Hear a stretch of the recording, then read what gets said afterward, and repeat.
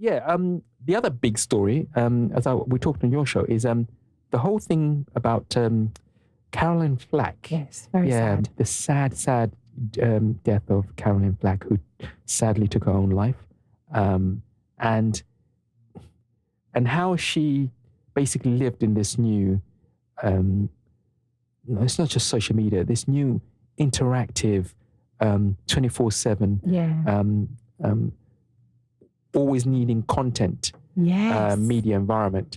So she did so much, didn't she? TV presenting different shows. She did a lot of things, and basically her mental health couldn't survive this situation. And there's been a lot of very ferocious toing and froing about whether broadcasters, the Crown Prosecution Service that were taking her to court, and everybody else had a duty of care to her. And in her mental well-being, and whether she could survive the onslaught, basically, because her life was being picked apart in the papers. And even though she's a celebrity of some sort, she's a human being still. And the fact that some people out there will be like, I don't care, she's making so much money, she put herself out there, etc. But there'll be people who'll be thinking that, thinking she put herself out there and she knew what was up. And there's lots of people who've been very dead-end jobs, and I would love to have half the things she has, her house and whatever, and I would put up with that if that was the case. You never know what someone else is going through, exactly. though, do you? But to put it in context, we've just had recently, a royal prince and his bride leaving this public life. And they literally have everything handed on a plate, literally. Yeah, might as well say. They gave it all up for their mental well-being, right, and their peace of mind. Absolutely, right? You can never have too much peace. So it's not just people who don't know. It's not just the financial benefits. A lot of people, she killed herself, and deprived herself of this great life because her mental well-being was in a way more important than all of that. And she was fragile. She was very fragile, and the royal couple have left because their mental well-being and their peace of mind is more important than living a very gilded, very privileged life. In the public eye. I think a lot of people would like to take the privilege and that gilded, as you put it, if you knew you could do it behind closed doors and enjoy that, those luxuries, isn't it? But if you're on show, you're always on show. You've always got to be, everybody wants to know everything. Oh, what's your child doing? What are you doing? What are you wearing? All the time. It's relentless, I'm sure, for them a lot of times. It's too much, isn't it? Yeah, I totally agree. I mean, like I said in your show, is that when I was delivering stuff to people, I met quite a few rich people. You would not be able to spot them on the street. You would know. You would know they were. Wow. Yeah. But they were a lot richer than Caroline Flack, right? By many times. Yes, yeah. Many times, right? Yeah. But then, like I said, they're not in the public eye. They don't put themselves out on social media. Right. They're not in the newspapers. They're like you said, they have the success without the fame, without the scrutiny, right? And that's beautiful for some people. Some people that's perfect. Yeah. And the people I met, they didn't look very upset. But exactly. they are living. So it's not really the wealth, and it's not really the job position. It's the social media environment. That's where the issue is. The global content need for content is where the problem is. But can I say something? I'm curious because I'm thinking, okay, social media is a choice, right? So you have the choice whether you even go on it at all. No, and you don't think so? But also, the reason I want to say that is because when I go on social media, I put things that I know I want out in the public domain. Do you see what I mean? And I wouldn't put out things that I would think, oh, maybe I shouldn't have put that picture of it. For example, if you have a child or whatever.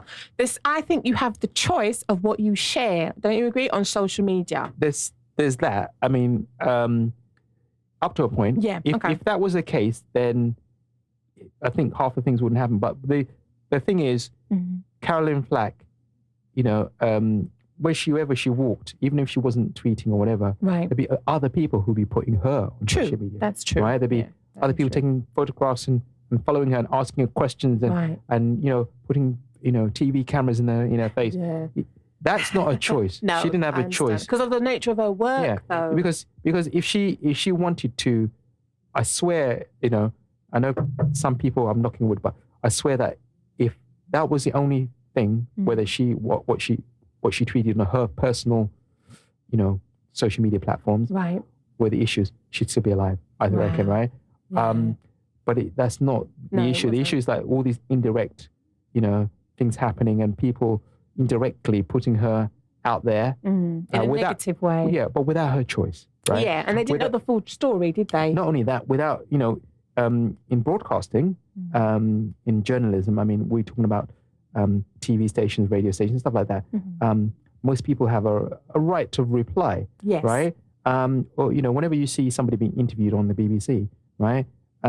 There's always an alternative view, or the person they're talking about is a person being interviewed. Yes. So say, hey, people say this about you, and they say, no, that didn't happen. That's not true. Right? Exactly, right? There's a callback, right? But in social media, you may not even know there's stuff out there being talked about you. Yeah, and who would have time to do all that? Constantly replying to defend yourself. The mental space to scour the internet and cross every T and dot every I is that in itself will do you in. Yes. Right. I know quite a few platforms are getting on this now. Trolling and cyberbullying, and it's to their credit they're getting onto this. That in itself will do you in because the story is bigger than the retraction always, right? Yes. So unfortunately, so there's many instances of newspapers going full on a story about XYZ celebrity and it's not being true, and then put a little paragraph retract on the 20th of February 1990, whatever. We said this. We're really sorry about that. It was a mistake. Bye-bye. That's it. Yeah. It's like little paragraph. When they were running, stories, 5, 6, 7, and 8 pages of this, pictures, whatever, video. And it was all rubbish. Yeah. They have a little retraction. Like, on the we said this. But the damage has been done. Oh, right? More than. Exactly. Yeah. Some people may have lost their jobs, families and people looking at them in a different way. Yep. They it's cannot go back. Exactly. So yeah, that's where the newspapers and stuff have been sort of a bit deaf. They don't understand what they've done, right? Because this is where the ferocious backwards and forwards is happening online. Because newspapers say, well, we're just reporting, or she put herself out there. And everybody else. But did they check it? They didn't do the fact checking, did they? They don't need to. If everything was fact checked, would have a very different media. Yeah, right? That's why I wanted to ask you. Do you think that now is the time for that? The laws to be changed for that arena to be policed almost because it hasn't been. Well, at least not to the way that most people would like it to be up until now. They should, because the thing is, right? Every single decision you make, whether you're in government or you're at work or just buying stuff, is made based on information, right? If the information is incorrect, you're going to make erroneous decisions, right? Yeah. So the whole thing about Brexit, the whole thing, one of the tranches of hot mess, yes. Yeah, hot mess, right? But one of the tranches that people have said Brexit wouldn't have happened is that the information that the Brexiteers are throwing back onto social media and online and even newspapers, right, about the reasons why they're doing it, right? A lot of the information is erroneous, right? It's not being checked, right? It can be easily dismissed, right? But they believe in this information. No, it's juicy. Let's be clear. It's juicy. And everybody wants to hear it, they think. They say, right, okay, we're going to put this out. Yeah. Newsflash. Exactly. Well, it's, like I said, it's like the whole thing of that market mindset, right? This sells. May not necessarily be the best thing to sell, but this sells. And it's a market situation. Yes. So we're going to sell this to these people. Yeah. Right? And the people are saying, why do people keep buying into it? Because they are the ones that are feeding it, because they're buying the newspapers, the media, they're clicking on the articles online. So what do you do? It's a bit like unhealthy food, right? Yes. One thing that I remember stuck in my mind was like an American, of all the things to say about London, right? An American said to me, one of the cool things about London is that you've got markets. I'm like, what do you mean markets? Like, you say proper markets where you can like buy fresh foods, like you can go and get sweet potatoes and stuff like that. It's just there, and you don't have to go to some strange Whole Foods like cult. We kind of take that for granted, don't we? Like it's like they're just places like in everyday life where you can buy fresh food, like literally come off the farmer's market. You know, get me, right? And it's not like this. It's not following that organic green trend or whatever. This has always been the way, right? Always, right? And in America, artificial bad food with full of junk in is cheaper to buy than the raw ingredients of it, right? The fresh food and stuff, right? So somehow the market's found a way. They've found this high sugar, high fructose or whatever sells, and this is what we're going to sell, even though that may not be the best thing for society. Right. This is what we're going to find a way of making really, really cheap and sell to them to the mass market.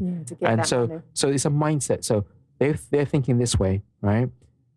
If you think about it in the market mindset, really, we should be selling these high fructose, high sugar, low nutrient stuff, because obviously nutrients we don't have to grow out the ground and stuff like that.